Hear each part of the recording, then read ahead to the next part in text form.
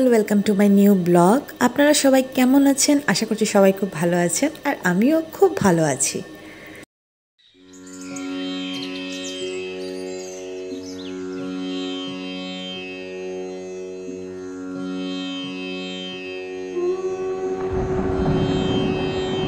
মন্দিরের দর্শন করিয়েই কিন্তু ব্লগটা শুরু করলাম। পুরো ব্লগটা দেখবেন, কিন্তু আশা করছি সবারই ভালো লাগবে। হোটেলে ঢুকে গোপাল সোনাকে তো আর ভালো করে মন্দিরটা দেখানো হয়নি। হ্যাঁ, গোপাল সোনা আমাদের সঙ্গে মন্দিরে ঘুরতে তো যাবেই, কিন্তু যেহেতু আমরা হোটেলে ঢুকে সবাই ব্যালকনিতে গিয়ে দেখছিলাম সেই মন্দিরের চূড়াটা, তো গপু কেন দেখবে না? সেজন্য নিয়ে গপুকে আমি ওর মন্দির দেখাচ্ছিলাম, আর এটাই বলছিলাম যে দেখো, তোমারই তো হচ্ছে মন্দির, আর তুমিই তো হচ্ছ সব, তুমিই উপলক্ষ, তুমিই সব কিছু, তোমার জন্যই আসা। যাই হোক, গোপাল সোনারও মনে মনে নিশ্চয় ভালো লাগছিল। ভাইকে যেহেতু ব্যালকনি থেকে দেখিয়েছি এনে, বোনকেও তো দেখাতেই হবে। যাই, এবার ভাইকে রাখি, রেখে বোনকে নিয়ে আসি, এনে বোনকেও একটু ব্যালকনি থেকে মন্দিরটা দেখানোর চেষ্টা করি। জানি না ও কতটা দেখতে পারবে বা কতটা বুঝতে পারবে, কিন্তু হ্যাঁ, জানেন তো, এখন যাই দেখে টুকটুক করে কিন্তু তাকায়। আর এই যে ওর পাপার কোলে হয়ে চলে এসছে, আর আমি ওকে দেখাচ্ছিলাম মন্দিরটা।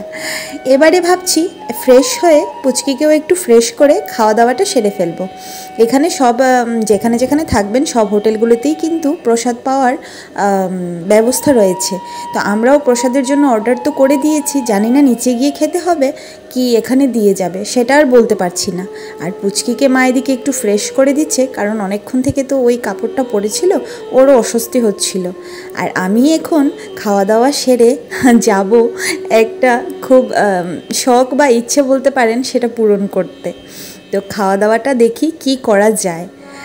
আমরা এবারে বেরিয়ে পড়েছি। খাওয়া দাওয়াটা আমরা হোটেলে করে নিয়েছি, সেটা শেয়ার করতে পারলাম না, সরি, কারণ পুচকি উঠে পড়েছিল, সেজন্য ভিডিও করা হয়নি। আর খাওয়া দাওয়াও ভীষণ ভীষণ ভালো এখানে, যেহেতু প্রসাদ হচ্ছে, নিরামিষ খাওয়া দাওয়া হচ্ছে, নিরামিষ মানেই মুখে লাগার মতো। আর কোনো মন্দিরে খাওয়া দাওয়া মানেই মানে সেই প্রসাদ প্রসাদ একটা ভাব, খেয়ে তৃপ্তি তো হবেই। যাই হোক, যেটা বলছিলাম, আমরা বেরিয়েছি, মানে আমি বেরিয়েছি যে মন্দিরে এসছি, মায়াপুরে এসছি, আর গোপী ড্রেস কিনবো না সেটা তো হতেই পারে না।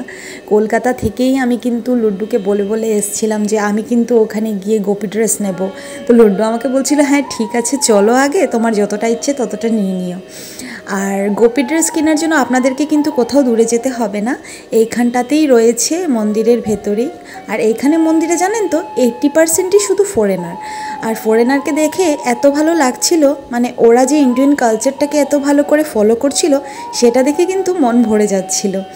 আর যেটাই বলছিলাম যে আপনাদেরকে কিন্তু এখানে কিছু কেনাকাটা করার জন্য বাইরে কোথাও যেতে হবে না, মন্দিরের প্রাঙ্গণের ভেতরেই গোপী ড্রেস, তারপর দেখতেই পাচ্ছেন ব্যাগ, তারপর কৃষ্ণের প্রত্যেকটা জিনিসপত্র, মানে সব কিছু, যত কিছু দরকার একটা মানে গোপাল সোনার জন্য যা যা আপনাদের ইচ্ছে সব কিছু এখানেই পেয়ে যাবেন।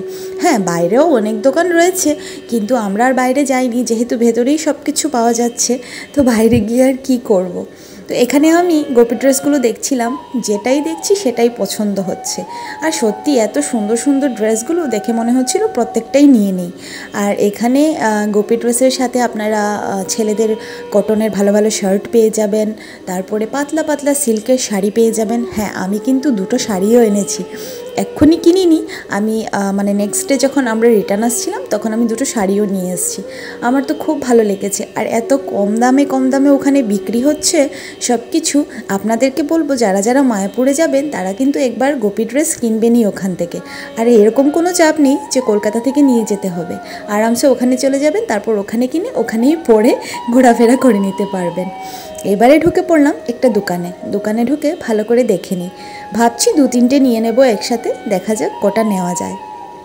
আর গোপী ড্রেস মানে আমার অনেক দিনের ইচ্ছে ছিল যে আমি গোপী ড্রেস কিনবো। আর হ্যাঁ, আরেকটা কথা, এখানে মোটামুটি প্রায় আপনাদের 700-800 টাকা থেকে গোপী ড্রেস স্টার্টিং হচ্ছে, আপ টু 2200-2300 টাকা অবধি আপনারা গোপী ড্রেস পাবেন। যার যেরকম পছন্দ, যার যেরকম ভালো লাগে সেরকমই নিতে পারবেন। কটনেরও আছে, তারপর সিল্কেরও আছে, একটু হ্যাভি কাজ করাও আছে, তো যার যেরকম ভালো লাগে সেরকমই নিতে পারবেন। হ্যাঁ, তুলনামূলক দাম অনেকটাই কম এখানে। আর আমি তো অনেক কনফিউজড হয়ে যাচ্ছিলাম যে আমি কোনটা নেব। যাই হোক, ওরকম চিন্তাভাবনা করে আমি প্রায় 3টে নিয়ে নিয়েছিলাম, একটা দিদির জন্য আর 2টো আমার জন্য। আর নেক্সট ব্লগে আপনাদের সাথে শেয়ার করব গোপী ড্রেস পরার পরে আমাকে কেমন লাগছে।